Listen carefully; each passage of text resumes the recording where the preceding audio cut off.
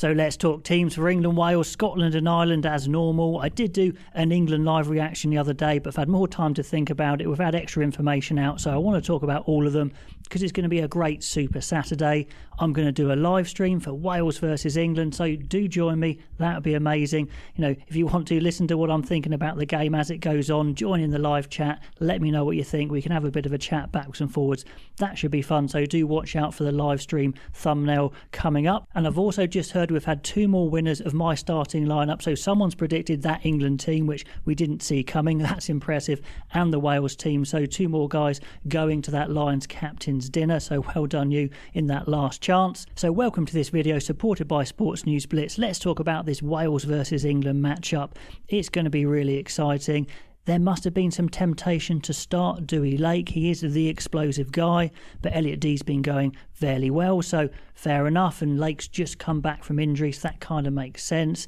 Again, I was kind of tempted myself to maybe start Teddy Williams there in the second row, but he's stuck with what's been going fairly well so far. So we've got Dafydd Jenkins there alongside Will Rowlands. No, it's a very solid second row. Jenkins particularly looking pretty good in the last game as well. No last chances to impress, the line selectors, of course, to impress Andy Farrell. So that's going to be on their minds, just in the back of their minds, I think. But essentially no change to the front 5 for Wales, sticking as it is. The big change is in the back row. It was the back row I'd gone for in my team. Aaron Wainwright coming in to start at 6. It's a bigger back row up against England, who have got a slightly smaller but quicker back row, so that's going to be interesting. So they've gone away from the Morgan and Rafael back row and getting Wainwright in there from the start. Rafael has swapped to the bench, so that is one change there. In the back line, well, they had an injury to Rodgers, and I was wondering if they'd switch out Maxwell into the wing and bring in Joe Roberts into the centre, but instead they've put Roberts out onto the wing, so let's see how he goes there. I think he's looking the best he's ever looked, so I expect him to go well. Talking of centres, we've just seen today that Joe Hawkins has signed for Scarlet, so that's great for them, great for Wales, more centre options. But in this game they're sticking with Ben Thomas and Max Llewellyn up against England's Dingwall and Freeman. So that was a big call by Borthwick to bring Freeman into 13. We've been wanting to see it. Of course, it's more Northampton. That is worth saying. We've got Mitchell, Finn Smith, Freeman and Dingwall together, so they should go well. Now, it is a new midfield, but you'd expect them to gel pretty quickly because of that club link. I'm excited to see what Robert can do on the other wing. He's big, he's strong, he's great in the air. The experience of Daly, and of course Marcus Smith was a big talking point there, starting at 15, and they're going for it. To be fair to Borthwick, he's saying we are playing to try and win the Six Nations, and I interpret that as in we are going to try and get a bonus point to really attack and go for it, go for these 4 tries and put it all out there. And I like that approach, and long may it continue. So whatever's changed in Borthwick's mind there, I think it's for the better. It's going to be entertaining, and I think if England don't make it or they lose, at least they're going to go out there and really try and play and get that bonus point, and at least give them a chance of winning this thing. A couple more things came out today about the England team. Borthwick talking about Finn Smith maybe becoming a 12 in the near future. Very similar to what Farrell did, to what Owen Farrell did. So maybe it'll be Smith 10-12 at some point. That'll be interesting. Who takes on the Tuolangi 13 role? Maybe it's Freeman.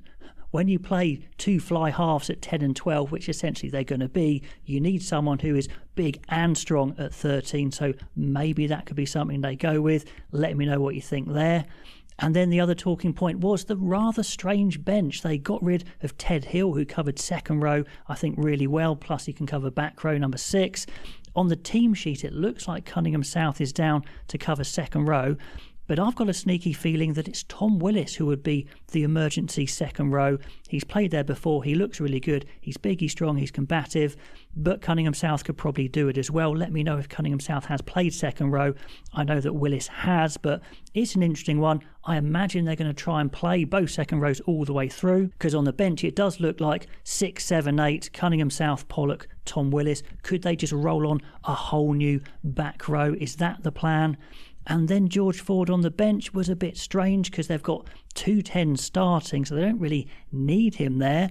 unless they're just expecting to play Smith all the way through from 15. And if they need to or want to change Finn Smith, they can change one game controller with another similar sorts of player. So maybe that's the thinking. Or is Borthwick just trying to edge him up to 100 caps? He's on a central contract, if you like. So it's going to be interesting to see how they're going to use that. But it was a bit of a strange one, as no centre cover on the bench, and it turns out that indeed Ben Earl is going to be the 12 cover in this game, which is exciting, and 13 cover I guess would be Dingwall moving out. So some really interesting calls there. It's a really good matchup. Both teams are going to absolutely go for it. I think we can see plenty of tries. Is the roof going to be closed? I haven't heard. Let me know if that's going to be the case, because Borthwick has to agree to that as well. But either way, it's going to be an awesome occasion. Let me know what you think of those teams and how it's going to go. Then on to the Ireland team to take on Italy, and they've gone for it. They've freshened it up after all that disappointment against France. I think it is psychologically a good move to freshen up the team. Plus, to be fair, it's a stronger team, I think, than the team that took on France. Straight away, we can see the two wingers have come straight back in. Lowe and Hansen, they are first choice. They are simply a bit better on the wing than Osborne and Nash. So a bit harsh on them, but those are the best wingers they've got. Then the big change up at 10. I don't think they're throwing Sam Prendergast out at all. It's just he's had a lot of games, maybe a little bit of a downer after the French one. Take him out of the firing line and give a hungry Jack Crowley a chance to prove himself, and I'm sure he's going to absolutely go for it.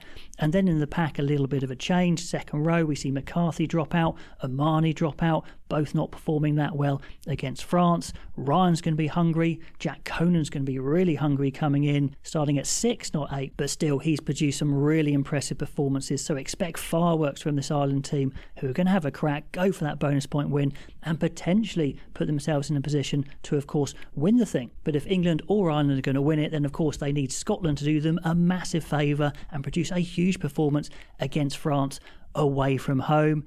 It's a strong team. It's a very similar team. We see Schoeman, Cherry, Fagerson as normal, but a change in the second row, and I don't mind it at all. Gregor Brown's coming in for Johnny Gray, and Johnny Gray's been so-so, a bit slow, a bit ploddy, to be honest. So maybe this is the last we'll see of Johnny Gray in a major tournament, actually, and Gregor Brown may be the future. And you've got big Marshall Sykes there on the bench as well. 2 second rows on the bench.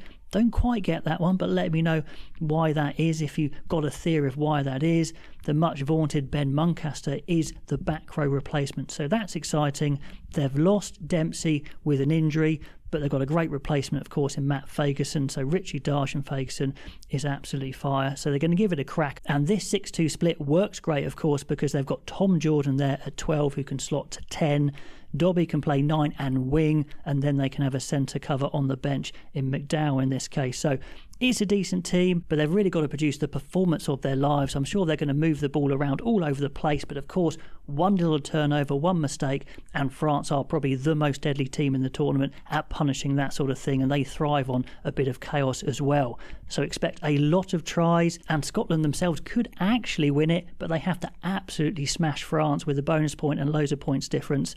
So if they win, the most likely thing is they give the win to Ireland or England, which will be interesting. Anyway, guys, let me know what you think of all those selections, how it's going to go at the weekend. Love to hear as always. If you haven't subscribed, please do. That would be amazing. And I'll catch you next time.